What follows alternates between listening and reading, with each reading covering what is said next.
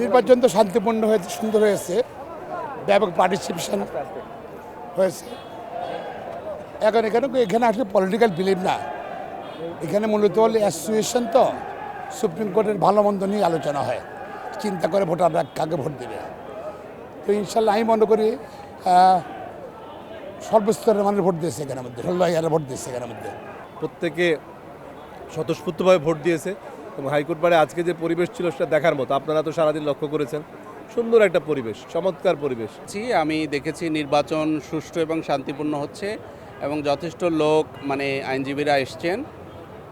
আমরা বলবো যে ফেস্টিভ মোডটা যেভাবে আমরা আগে দেখেছি অনেক আগে, সেইটা এইবার হয়তো অত নেই, কিন্তু নির্বাচন শান্তিপূর্ণ, যথেষ্ট উৎসবমুখর হয়েছে।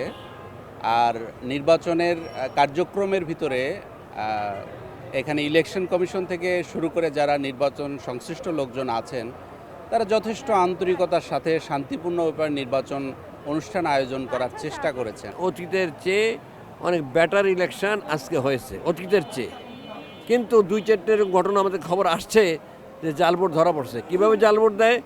একজন ভোট কাস্ট করার পর ওই ব্যক্তির নাম আরেকজনে ভাঙিয়ে যখন ভোট দিতে গেছে তখন ধরা পড়ছে।